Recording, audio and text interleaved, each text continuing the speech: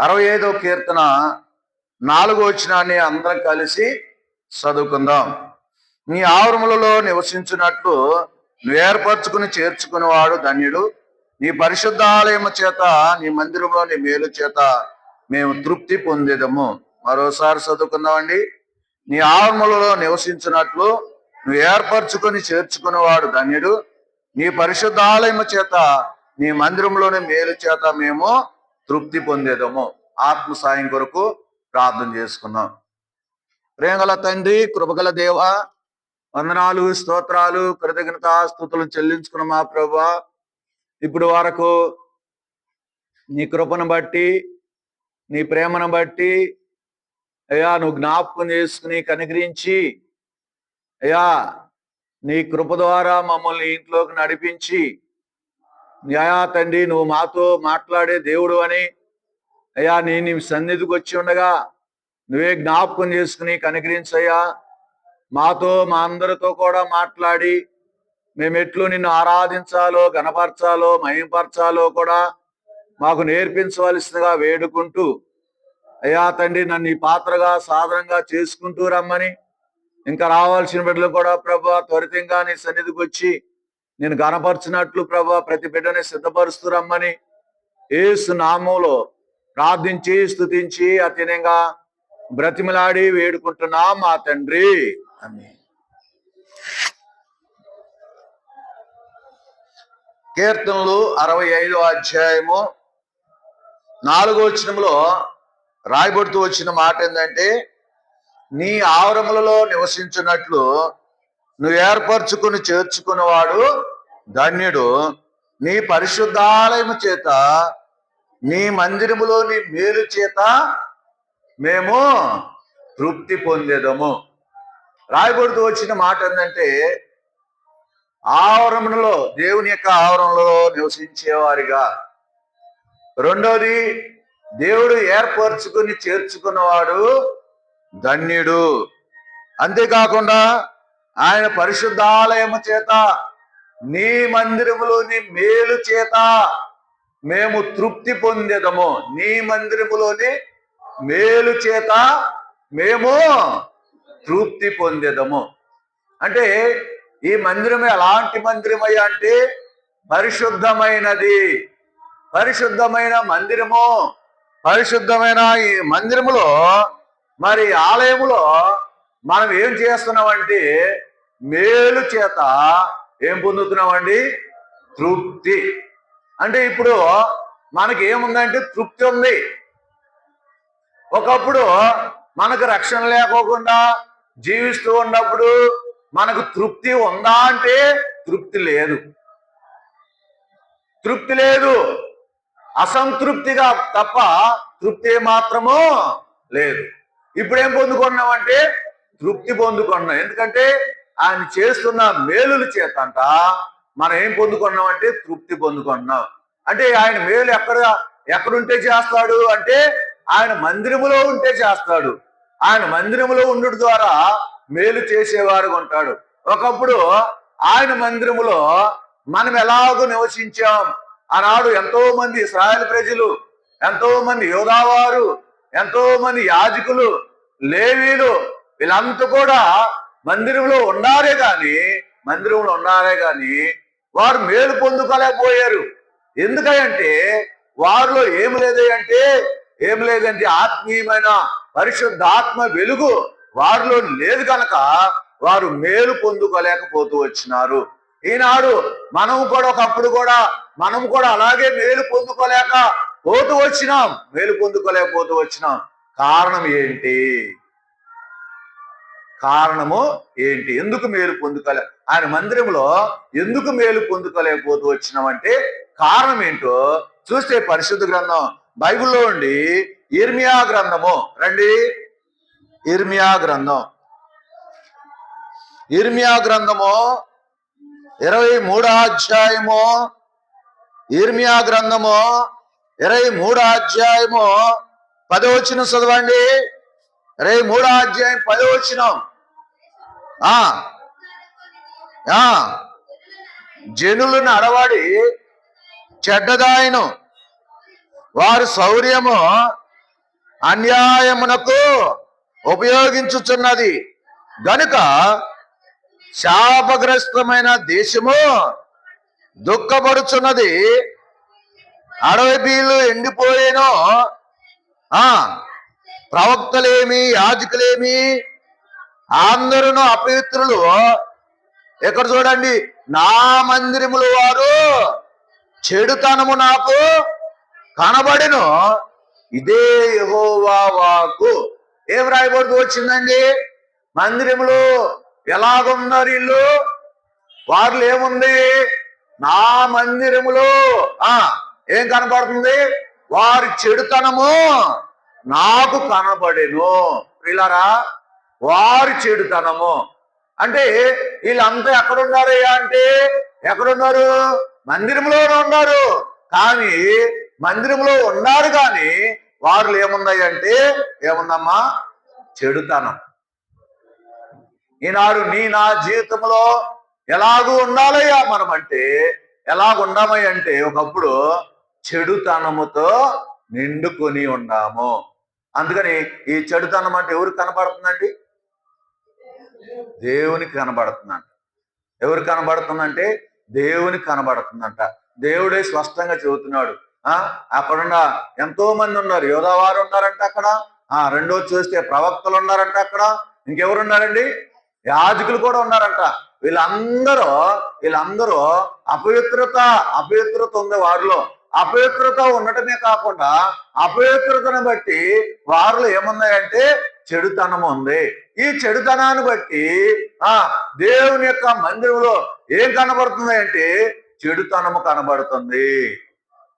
అంటే మందిరంలో కాదు, మందిరం శుభ్రంగా పరిశుభ్రంగానే ఉండిద్ది. కానీ ఎవరిని బట్టి అది అపవిత్రమైంది అమ్మా? మందిరం గోడలో ఇవన్నీ కూడా, మందిరం కానీ పులిపేటం కానీ అన్ని బాగానే ఉంటాయి. కానీ ఇది అపవిత్రపరచబడడానికి కారణం ఎవరు? మనమే. ఎవరమ్మా? ఈ మందిరంలో చెడుతనం కనబడటానికి కారణం ఏంటంటే మనమే. చాలా మంది ఏమంటారండి, చూడండి ఆ మందిరంలో ఉన్న చెడు, ఆ మందిరంలో అంతా చెడుతనమేనండి అంటే, ఆ మందిరంలో అంతా చెడుతనం అంటే ఆ మందిరంలో ఎవరు ఉన్నారు? మనుషులు ఉన్నారు. ఆ మనుషులు ఉన్నారు కాబట్టి మనుషుల్లో చెడుతనాన్ని బట్టి ఏమంటున్నారు? మందిరములో చెడుతనము కనబడుతుంది.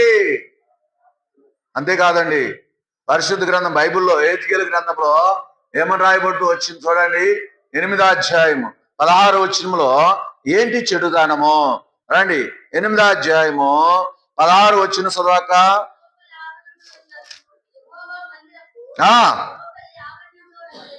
లోపలి ఆహారంలో నన్ను దింపగా అక్కడ యెహోవా ఆలయ ద్వారం దగ్గర ఉన్న ముఖ మండపమునకు బలిపీఠమునకు మధ్య ఇంచుమించు 26 మనుషులు కనబడిరి.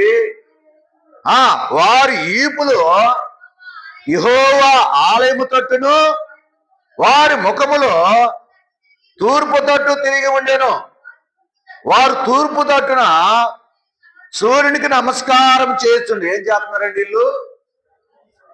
ఏం చేస్తున్నారు? సూర్యునికి నమస్కారం చేస్తున్నారంట. ప్రియులారా, వారు ఈ పంట దేవుని ఆలయంతో తిప్పారంట. అందుకని మన జీవితంలో ఏంటి మన చెడుతనం అంటే, దేవునికి నమస్కారం చేయక, పుట్టించిన దేవునికి నమస్కారం చేయక, పుట్టించిన దేవునికి సాగిల పడక ఏం చేస్తున్నామండి? సూర్యునికి నమస్కారం చేసా. తూర్పునున్న సూర్యునికి ఏం చేస్తున్నామండి? నమస్కారం చేస్తూ ఉన్నాం. మనం ఒకప్పుడు చేయలేదా సూర్యునికి నమస్కారం? ఏమంటారు అంటే సూర్య నమస్కారం అంటారు. అంతేనా? సూర్య నమస్కారం. పొద్దున్నే లేవగానే ఏం చేసేవాళ్ళు? విగ్రహారాధన చేసేవాళ్ళు. చెప్పండి. సూర్య నమస్కారము చేసేవాళ్ళు. సూర్య నమస్కారం చేసేవాళ్ళు. ఆ సూర్య నమస్కారం చేసేవాళ్ళు అంటే సృష్టికర్త అయిన దేవుని మరిచి సూర్య నమస్కారం చేయడానికి ఇష్టపడిన వారుగా ఉండాలి. అందుకని వారు అది చెడుతనమే కాకుండా చూడండి, ఎహెజ్కేలు గ్రంథంలో ఇంకొక మాట ఉందండి. ఎహెజ్కేలు గ్రంథము 23వ అధ్యాయము 39వ వచనం చదవండి. 23వ అధ్యాయము 39వ వచనము. తాము పెట్టుకున్న విగ్రహముల పేరట తమ పిల్లలను చంపిన వాడై వారు నా పరిశుద్ధ స్థలములో చొచ్చి నన్ను అపవిత్రపరిచిరి. నా మందిరములోని వారికి ఎలాగునా స్త్రీలారికి రాయబడుతూ వచ్చిన మాట. నా మందిరంలోనే ఎట్లా చేస్తున్నారు వాళ్ళు, నా మందిరంలో వారు ఇలాగ చేస్తున్నారు, ఎలాగుంటున్నారు. ప్రియులారా చూడండి, మందిరం అంతా కూడా ఏమైపోయిందండి? అపవిత్రతను చెడుతనముతో నిండుకుని ఉంది. ఎవరిని బట్టి అంటే మనమే అపవిత్రులమే, మనమే చెడుతనం కలిగిన వారు. అలాంటి చెడుతనము, అలాంటి అపవిత్రతతో ఎక్కడ చేరామండి? మందిరంలోకి వచ్చామో కానీ భక్తి ఏమి లేదండి మనలో. ఏం లేదమ్మా, భక్తి లేదు, భయం లేదు. ఒకప్పుడు మందిరంలోకి వస్తున్నాము, వెళ్ళిపోతున్నాం, ఏమి లేదు, భక్తి లేదు, భయం కూడా లేదు. అలాంటి జీవితంతో జీవిస్తూ నడుచుకుంటూ ఉంటాము. ఇది మొట్టమొదటిది. రెండోదికి చూస్తే వారు మన జీవితాలు ఎలాగుండయి అంటే రండి, హోషేయ గ్రంథము 9వ అధ్యాయము 8వ వచనము. హోషేయ గ్రంథము 9:8. ఎఫ్రాయిము నా దేవుని యొద్ద నుండి వచ్చు దర్శనములను కనిపెట్టును, ప్రవక్తలు తమ చర్య అంతటిలోను ఏటకాని వల వంటి వారై ఉన్నారు. వారు దేవుని మందిరములో శత్రువులుగా ఉన్నారు. అమ్మా ఇక్కడ చూడండి, రెండవ మాటకు వచ్చేసరికి వారు దేవుని మందిరములో ఎలాగున్నారండి? శత్రువులుగా ఉన్నారంట. అందుకని మనం ఎలాంటి వారమై అంటే శత్రువులము. ఎక్కడ? దేవుని మందిరంలో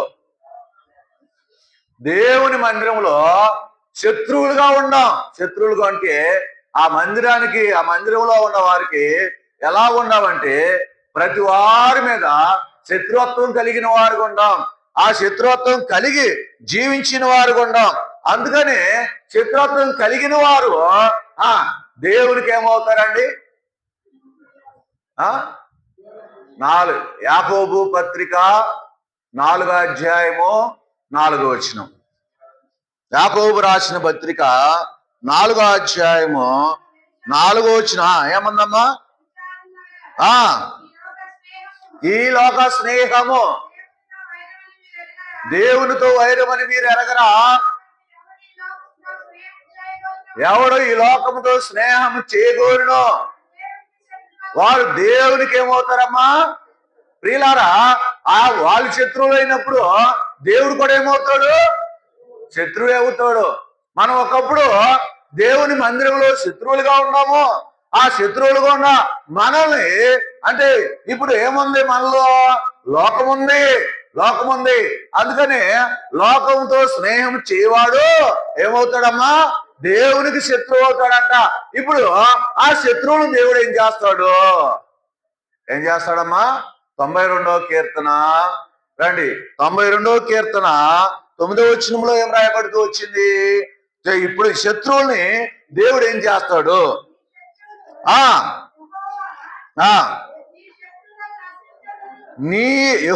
నీ శత్రువులు యెహోవా నీ శత్రువులు నశించెదరు, చెడు పనులు చేయవారందరూ చెదిరిపోదురు. ఇక్కడ ఏం రాయబడుతూ వచ్చిన మాట చూడండి. నీ శత్రువులు ఏమవుతారమ్మా? నశించెదరు. చూడండి ప్రియులారా, మనం ఒకప్పుడు దేవుని మందిరంలో చెడుతనముతో నిండి ఉన్నాము, అపవిత్రతతో నిండి ఉన్నాము, శత్రువులుగా దేవుని మందిరంలో జీవించిన వారు ఉన్నాం. ఇప్పుడు శత్రువుల్ని ఈ శత్రువులు ఏం చేస్తున్నారంటే దేవునితో స్నేహం కాదంట. దేవునితో స్నేహం చేస్తే శత్రుత్వం ఉండదంట. దేవునితో చేస్తున్నారు? లోకముతో స్నేహం చేస్తున్నారు. అందుకే దేవునికి ఏమయ్యారు? శత్రువులు అయ్యారు. ఇప్పుడు శత్రువులు అందరూ దేవుడు ఏం చేస్తాడమ్మా? అది ధర్మశాస్త్ర ప్రకారము శత్రువులందరూ ఏమవ్వాల్సిందంటే నశించిపోవాలి, నశించిపోవాలి. అంతేకాదండి, అంతేకాదు ఈ నశించిపోతున్న ఇప్పుడు వారి వద్దకు ఎవరు వచ్చారమ్మా? ఎవరు వచ్చారు? నశించిపోతున్న వారి వద్దకు ఎవరు వచ్చారు? ప్రభు అయిన యేసుక్రీస్తు వారు వచ్చారు. ఏం రాయబడింది? నశించిన దానిని ఎదకు రక్షించుటకు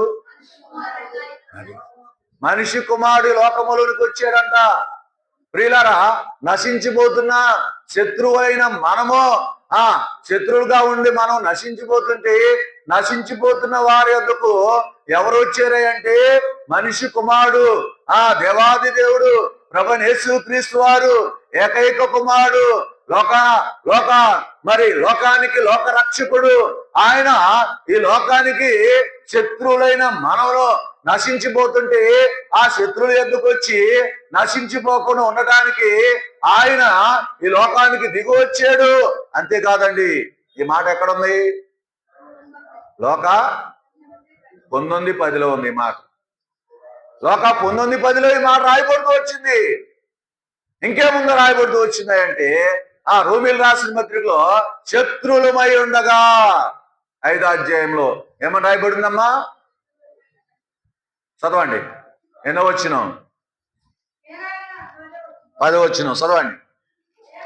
ఏలయనగా శత్రువులమై ఉండగా ఆయన కుమారుని మరణము ద్వారా మనము దేవునికి ఏం పడ్డామండి? సమాధానము పడ్డామంట. సమాధాన పరచబడిన జీవించుడి చేత మనం నిశ్చయంగా రక్షించబడి. పిల్లరా, శత్రువులమై ఉండగా ఆయన కుమారుడు తండ్రితో ఏం పరిచాడండి? సమాధానం. అక్కడలా నశించిపోతున్న శత్రువుల యొక్కకు ఎవరు వచ్చారు? మనిషి కుమారుడు వచ్చాడు. ఇక్కడ ఏం చేస్తున్నాడు? ఆ శత్రువులైన మన యొక్కకు ఆయన ఏం చేశాడమ్మా? శత్రువు అయి ఉండగా ఏం చేశాడు? యేసు ప్రభు వారు కుమారుని మరణం ద్వారా ఇప్పుడు వచ్చిన కుమారుడు ఏమయ్యాడు? శత్రువుల కోసమో మరణమయ్యాడు. ఏమయ్యాడమ్మా? మరణమయ్యాడు. ఎందుకు మరణమయ్యాడండి? ఎందుకు మరణమయ్యాడు? ఎందుకు మరణమయ్యాడు చెప్పాలి. ఎందుకు మరణం అంటే ఇప్పుడు మన నిమిత్తం మరణమయ్యాడు. ఆయన మరణించకపోతే ఇప్పుడు ఎవరికి నీకు నాకు సమాధానం రాదు. తండ్రికి కుమారునికా? తండ్రికి మనకేమో వచ్చింది? ఎవరి ద్వారా? ఆయన మరణం ద్వారా. ఆయన మరణం ద్వారా అంట తండ్రితో అంట సమాధానపరచబడుతూ వచ్చినాం. అందువల్లే ఆయన మరణం ద్వారే కాదండి, ఆయన మరి జీవించుడు చేతంట నువ్వు నేను కూడా రక్షింపబడ్డాం. ప్రియులారా, ఇలాంటి శత్రువులుగా నశించిపోతున్న శత్రువుల యొద్దకు దేవుడు వచ్చాడు. అంతేకాదండి, చెడిపోతున్న మానవ యొద్దకు దేవుడు వచ్చాడు. తన మరణము ద్వారా, ఆయన మరణం ద్వారా మనం ఏం చేయబడ్డామంటే సమాధానపరచబడుతూ వచ్చింది తండ్రితో. ఎలాంటి పరిస్థితిలో ఉన్న మనల్ని దేవుడు జ్ఞాపకం చేసుకుని నశించిపోకుండా చెడిపోయిన నిన్ను నన్ను, అపవిత్రంగా నిన్ను నన్ను బాగు చేయటానికి మనిషి కుమారుడుగా ఈ లోకానికి వచ్చిన వాడుగా ఉన్నాడు. ఇంకోటి ఏంటంటే మూడోదిగా ఎలాంటి వారమయ్యా మనం అంటే రాయబడుతూ వచ్చిన మాట ఏంటంటే రండి 2వ దినవృత్తాంతాల గ్రంథము 28వ అధ్యాయము. ఇంకొక మాట 2వ దినవృత్తాంతాల గ్రంథము 28వ అధ్యాయము 24వ వచనం చదవండి. 24 ఆహాజు దేవుని మందిరపు ఉపకరణములను సమకూర్చి వాటిని తెగగొట్టించి యెహోవా మందిరపు తలుపులను మూసివేయించి యెరూషలేమందంతటా బలిపీఠములను కట్టించెను. ప్రియులారా, ఇక్కడ రాయబడుతూ వచ్చిన మాట ఏంటంటే యెహోవా మందిరపు తలుపులు మూసేసాడు. మూయడమే కాకుండా ఆ యెరూషలేము అంతా ఏం కట్టించాడమ్మా? బలిపీఠములు. ఏ బలిపీఠములో? ఏ బలిపీఠములో? బయలు యొక్క బలిపీఠములు కట్టించాడు. యెహోవాకు బలిపీఠం కాదంట. ఏ బలిపీఠము? బయలునకు బలిపీఠం కట్టించాడంట. అంతేకాదండి, ఆయన ఎలాంటి వాడుగా ఉన్నాడంటే, అందుకనే ఆయన మరి ఈ యొక్క యోధా మనుషులందరూ కూడా ఏం చేశాడంటే దాని వైపు త్రిప్పిన వాడుగా ఉన్నాడు. అంతేకాకుండా వాటికి నమస్కరించేవాడిగా ఉన్నారు. అంతేకాకుండా మరి ఆ రీతిగా మరి ఆహాజులాగా మనం కూడా జీవించిన వారుగా ఉన్నాం. ఏమండి, మందిరం తలుపులు మూయించేసాడంట. హృదయాలు మూయబడ్డాయి. సాతాను ద్వారా సాతాను ఏం చేసిన? హృదయాలు మూయించేసేసి ఏం చేయమంది? బయలునకు బలిపీఠములు కట్టించి. ఏలియా కాలంలో బయలునకు ఏం కట్టించారమ్మా? బలిపీఠములు కట్టించారు. కట్టించి ఏం చేస్తున్నారు? దాని ఎదుట బయలా బయలాని కేకలు వేసేవారికి ఉంటారు. మనం కూడా ఒకప్పుడు అంతే. లోకములో ఉండి ఆ యొక్క బయలునకు, ఆ విగ్రహాలకు బలిపీఠము కట్టి మనం కూడా కేకలు వేసిన వారికి ఉన్నాం. మనం కూడా అరుపులు అరిసిన వారికి ఉన్నాం. వాటి చుట్టూ మనం కూడా తిరిగిన వారికి ఉన్నాం. అలాంటి స్థితిలో ఉన్నాం. మనల్ని యేసు క్రీస్తు మనిషి కుమారుడు ఈ లోకానికి వచ్చానని చెప్పాను. మనిషి కుమారుడు మరణం ద్వారా తండ్రితో సమాధానం చెబుతూ వచ్చినాను. అయితే ఇంకా ఏమని రాయబడుతూ వచ్చిందంటే, రోమిలు రాసిన పత్రిక ఇలాంటి వారి కోసము ఇప్పుడు ఈ మూడంతల పాప జీవితంలో జీవిస్తున్న మానవులందరి కోసము మరి ఏం చేయబడుతూ వచ్చిందంటే, రాయబడుతూ వచ్చిన మాట రోమిలు రాసిన పత్రిక 8వ అధ్యాయము 1వ వచనము. కాబట్టి చూడండి ఇక్కడ, కాబట్టి ఇప్పుడు క్రీస్తు యేసునందున్న వారికి ఏ శిక్ష విధియో చూశారు. ఇప్పుడు ఏమైందమ్మా? శిక్ష ఏమైంది? ఉందా? తెలియపోయిందా? రద్దయిపోయింది. శిక్ష రద్దయిపోయింది. అంతేనా? జైల్లో ఉన్నవాడు గురి శిక్ష పడింది. అయ్యా నీ బదులు నేను పొందుతాను రా ఉరి శిక్ష, నువ్వు పక్కకి వెళ్ళిపో అంటే వాడికి ఎట్టా ఉండదు? ఎక్కడ లేని సంతోషం వేసి. ఎందుకో తెలుసా? ఉరి శిక్ష పడుతుందని చెప్పి వాడు ఏడుపుతోనూ దుఃఖముతోనూ అయ్యో ఇక నా పని అయిపోయిందే అని జీవిస్తూ అయిపోయింది అన్నట్టు ఆ విధంగా ఉంటూ ఉంటే ఆ లోపు ఒకరు వెళ్ళారు. వెళ్ళేమన్నారు? అయ్యా ఆయన కాదు, ఆయనకు బదులుగా నేను ఆ శిక్షను నేను పొందుతా అంటే వీడికి ఏమొచ్చిందంటే, అయ్యో నా బదులు నువ్వు శిక్ష పొందేదని అలా ఏమన్నాడు? సంతోషం వచ్చిందంట. ఎక్కడ లేని సంతోషం అంట. ఇప్పుడు ఎప్పుడైతే ఆడు ముసుగు తీసేసారో, ఏనమ్మా ఆ ఉరి శిక్ష వేసేటప్పుడు ఆ ముసుగు ఎట్లా వేస్తారు కదా, ఆ ముసుగు తీసేసి ఎప్పుడైతే యువకుడి తెగేసారో ఇప్పుడు ఏమైందాడు? ఎక్కలేని సంతోషం వచ్చింది. కాకపోతే ఏమన్నాడు తెలుసా?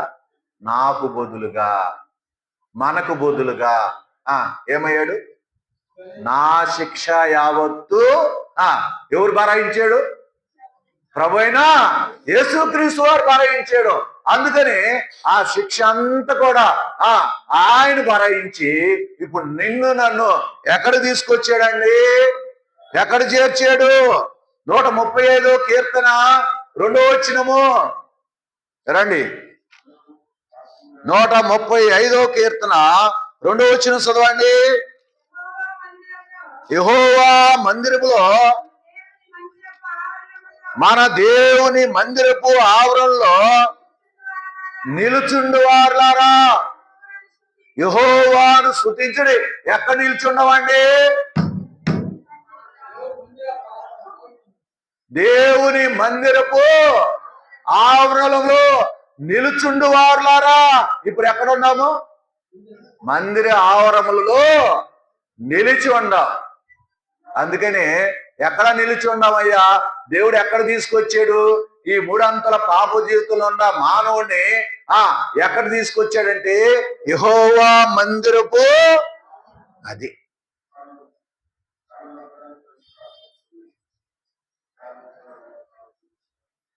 దేవుని మందిరపు ఆవరంలోని కట్ట దేవుడు నిన్ను నన్ను ఏం చేశాడమ్మా? తీసుకొచ్చాడు. అందుకని అక్కడ నిలబెట్టాడండి. చూశారా?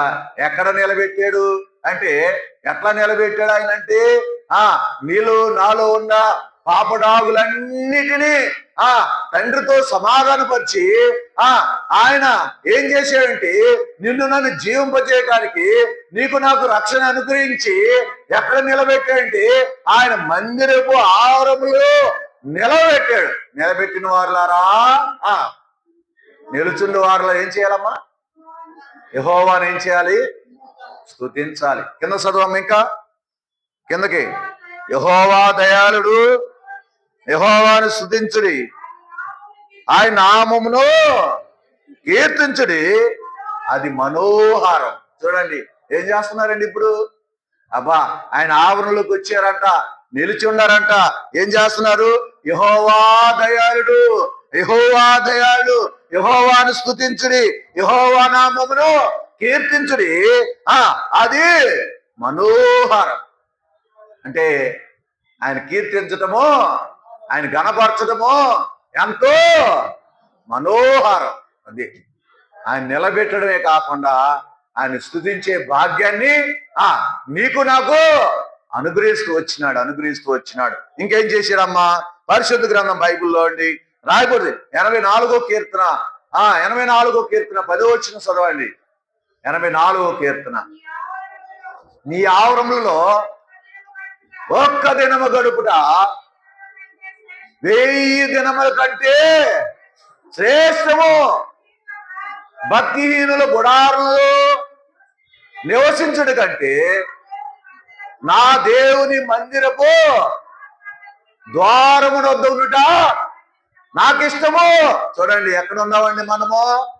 ద్వారము యొద్ద నిలుచుండి యెహోవా మందిరములో ఆవరములో నిలుచుండి వారు ఎలాంటి వారయ్యా?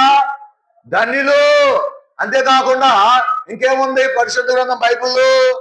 ఏముందండి అక్కడ? 84వ కీర్తనలు ఏముంది? ఏం రాయబడుతూ వచ్చిందంటే, నీ ఆవరణలో ఒక దినం గడుపుట ఏ దినం కంటే శ్రేష్టము. భక్తిహీనుల గుడారంలో నివసించడం కంటే నా దేవుని మందిర ద్వారం యొద్ద ఉన్నట. ఎక్కడ ఉండటానికి ఇష్టపడ్డాడు? ఇప్పుడు ఒకప్పుడు ఉన్నాము కానీ అయిష్టంగా ఉన్నాము, ఇష్టంగా లేము. ఇప్పుడు ఏం చేశాడు దేవుడు? ఇష్టంగా ఆయన సన్నిధిలో ఇష్టపడి కూర్చునేదాడు చేశాడు. చూసారా? అంతేకాదండి, మందిరం ఆవరంలో నిలుచుండడమే కాకుండా, ఆయన స్తుతించడమే కాకుండా, ఒక్క దినము గడుపుట ఏ దినముల కంటే శ్రేష్టమే కాకుండా ఇంకేం చేశాడు? 36వ కీర్తన 8వ వచనంలో ఏం రాయబడుతూ వచ్చిందమ్మా? 36వ కీర్తన 8వ వచనంలో ఏం రాయబడింది చదవండి. నీ మందిరం యొక్క సమృద్ధి వలన వారు తృప్తి పొందుదురు, నీ ఆనంద ప్రవాహములోనిది నీ వారికి త్రాగించుచున్నావు. చాలండి ప్రియులారా, ఏమని రాయబడుతూ వచ్చిందో తెలుసా? నీ మందిరం యొక్క సమృద్ధి వలన ఏముందండి? వారు సంతృప్తి. అమ్మా ఏంటండి సంతృప్తిగా మనం భోజనం తింటాం. ఎట్లా తింటామండి? సంతృప్తిగా అంటే పెట్టింది కొంతమంది పెడితే ఒక్క మెదు కూడా ఉన్నదండి యాప్లో, శుభ్రంగా తింటారు. తృప్తి. వాళ్ళు ఏమంటారు తెలుసా? అబ్బా ఎంత సంతృప్తిగా పెట్టారండి, నేను కూడా ఏం చేశాను, అంత సంతృప్తిగా భుజించాను అని ఆనందం. అక్కడ ఏముందంటే, అందుకని అక్కడ రాయబడుతూ వచ్చిన మాట ఏముందమ్మా? నీ ఆనంద ప్రవాహములోనిది నీవు వారికి త్రాగించుచున్నావు. అమ్మా తృప్తి చూడండి ఎంత తృప్తో. సంతృప్తి అంట. ఆ తృప్తి ఎక్కడన్నా దొరికిద్దా? ఎక్కడన్నా ఉందా? ఏమి లేదు, ఎక్కడ లేదు. ఇక్కడే సంతృప్తి దేవుడు అనుగ్రహిస్తూ వచ్చినాడు. ఒకటి, మందిర ఆవరణలో నిలుచుండే వారిగా చేసి ఆయన స్తుతించే వారికి చేశాడు. అంతేకాకుండా ఆయన మందిరములో ఉండే వారిగా, ఇష్టంగా ఉండే వారికి చేస్తూ వచ్చినాడు. అంతేకాకుండా ఆయన మందిరంలో సంతృప్తి దేవుడు అనుగ్రహిస్తూ వచ్చినాడు, ఆనందాన్ని అనుగ్రహిస్తూ వచ్చినాడు. ఇంకేం రాయబడుతూ వచ్చింది పరిశుద్ధ గ్రంథం బైబిల్లో అంటే చూడండి, 52వ కీర్తన 8వ వచనం. 52వ కీర్తన 8వ వచనంలో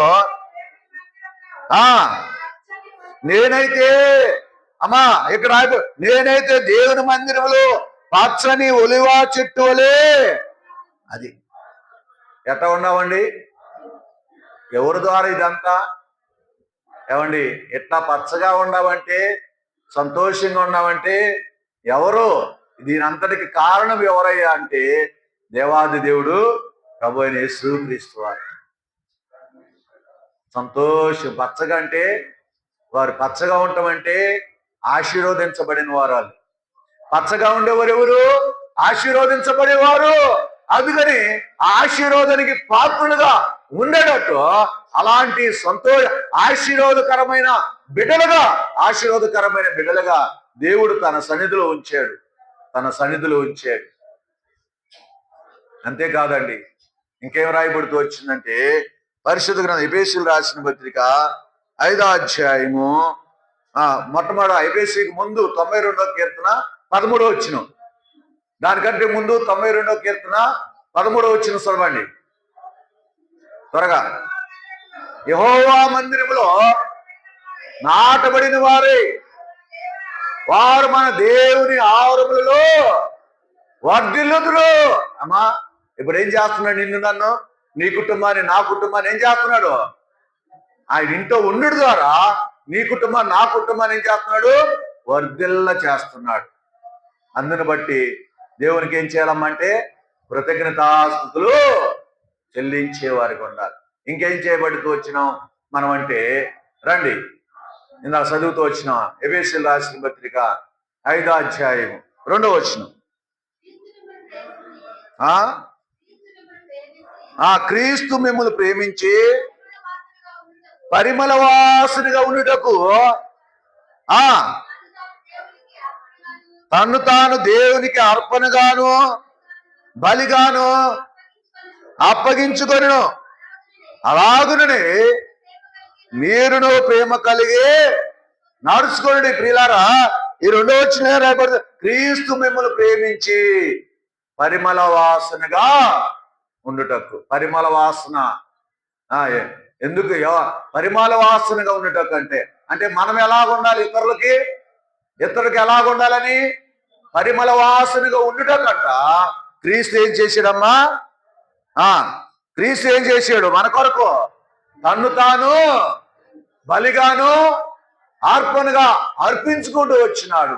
ఇంత గొప్ప దేవుణ్ణి మనం ఏం చేయాలమంటే ఆరాధించి గణపరిచేవారిగా మనం ఉండాలి. కనుక మన జీవితంలో మనము ఎలాంటి వారిగా ఉండాలంటే దేవుని మందిర ఆవరములలో, నీ పరిశుద్ధ ఆలయములలో, నీ మందిరంలోని మేలు చేత మేము తృప్తి పొందుతున్నామన్న మాట మీద కొన్ని మాటలు మనము ధ్యానించుకుంటూ వచ్చినాం. మొట్టమొదట దేవుని ఆలయంలో, మందిరంలో ఒకప్పుడు మేలు లేదు. ఎందుకు మేలు లేదయ్యా అంటే చెప్పండి, చెడుతనము నిండి ఉన్నది. రెండోది, అపవిత్రత కలిగిన వారుగా ఉన్నాం. మూడోది, శత్రువులుగా ఉన్నాం. నాలుగోది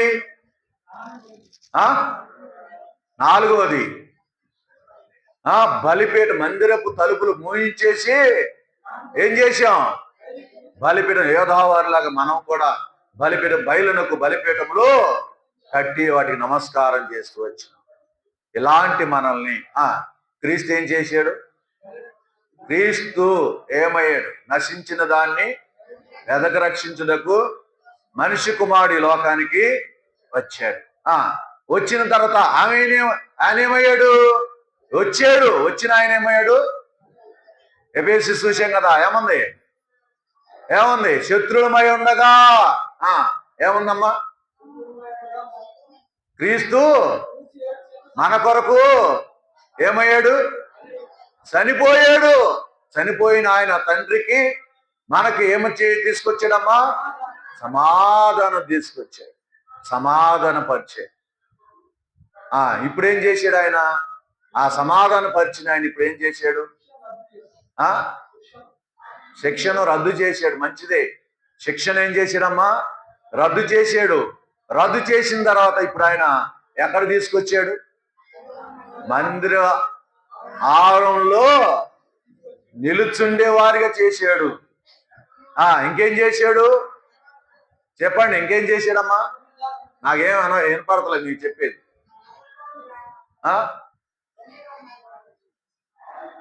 ఆయన ఆరాధించే వారికి చేశాడు. మందిరాల్లో తీసుకొచ్చి నువ్వు నేను స్తుతించే వారిగా చేపడుతూ వచ్చినాం. రెండోదిగా ఏం కనబడుతుంది? ఏముంది? ఆయన మందిరములో ఏముంది? సంతృప్తి ఉంది. ఆనంద ప్రవాహంలోనిది త్రాగుతూ వచ్చినాం. ఇంకేముందండి? ఆయన మందిరములో, ఆ మందిర ఆవరణలో మనం ఏమవుతూ వచ్చినాం? వర్ధిల్లుతూ వచ్చినాం. మనము, మన కుటుంబాలు, మన బిడ్డలు కూడా దేవుడు వర్ధల చేస్తూ వచ్చినాడు. అంతేకాకుండా నాలుగోదిగా ఏం కనబడుతుంది అంటే, నిన్ను నన్ను పరిమళ వాసనగా చేస్తూ వచ్చినాడు. అనేకులకి అత్రవాసన ఏ రీతిగా కొడుతూ వచ్చిందో అలాగూ నువ్వు నిన్ను కూడా పరిమళ వాసన ఉండుటకంట ఆయన తన్ను తాను బలిగాను అర్పణగా అర్పించుకుంటూ వచ్చినాడు. ఇంత గొప్ప దేవుడు మన కొరకు ఎంతగానో ఆ సిలువలో వేలాడాడండి, బలయ్యాడండి. ఎంతగానో సొగసును కోల్పోయాడండి. ఆ గొప్ప దేవుడిని, ఎంత ప్రేమామూర్తి అయిన దేవుడు నీ కొరకు, నా కొరకు ఆ కలవరి శిలువలో మరణించి తిరిగి లేచిన ఆ దేవుడిని మనం ఏం చేయాలంటే ఆరాధించేవారికి ఉండాలి. ఒక సహోదరుడు, సహోదరి దగ్గరగా క్లుప్తంగా ప్రభుని ఆరాధించాలి.